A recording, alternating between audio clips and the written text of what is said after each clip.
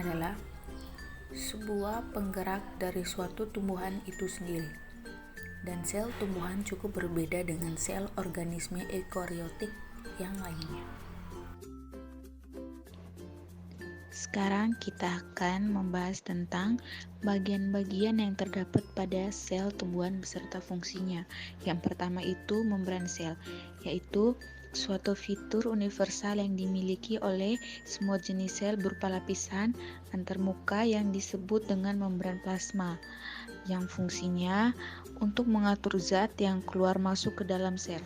Yang kedua itu dinding sel, ialah sebuah struktur di bagian luar membran plasma yang membatasi ruang bagi sel untuk membesar, yang fungsinya menentukan bentuk, kekuatan, serta dukungan terhadap tumbuhan. Yang ketiga, plasmodesmata, ialah sebuah saluran terbuka pada dinding sel tumbuhan melalui benang sitosol yang terhubung dari setiap sel-sel tetangganya, yang fungsinya sebagai celah lewatnya zat dari sel ke sel lainnya.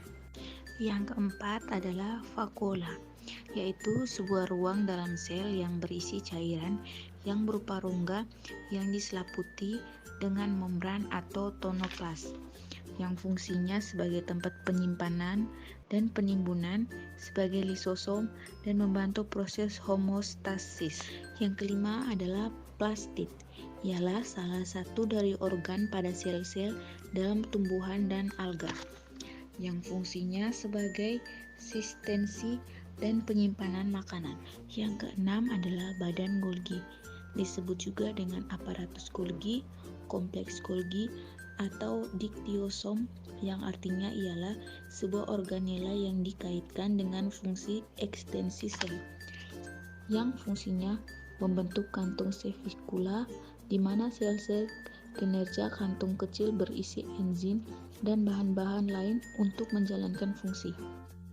Yang ketujuh adalah ribosom, ialah salah satu dari organela yang berukuran kecil dan padat dalam sel yang berfungsi untuk tempat sistensi protein, yang fungsinya menerjemahkan mRNA yang akan berubah menjadi protein. Yang kedelapan adalah retikulum endoplasma, ialah bagian sel yang terdiri dari sistem membran, yang fungsinya sebagai alat transportasi zat pada sel.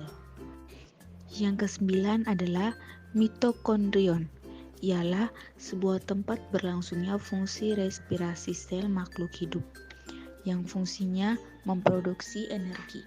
Yang ke-10 adalah mikrotubulus, ialah sebuah organ sel yang terdapat di dalam sitoplasma sel eukariot, yang terbentuk sebuah silinder yang panjang, berongga, dan diameter luarnya kira-kira 25 nm dan diameter dalamnya kurang lebih 12 mn, yang fungsinya sebagai komponen struktural silia dan flagella.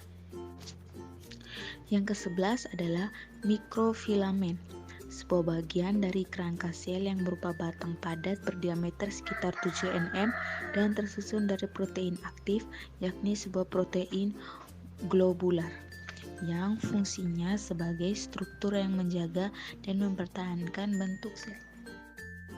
Yang ke-12 adalah lisosom, ialah sebuah organel sel yang berupa kantong terikat membran dan berisi enzim hidrolitik yang berguna untuk mengontrol pencernaan interseluler di berbagai keadaan, yang fungsinya sebagai pencernaan intersel karena mengandung enzim hidrolitik.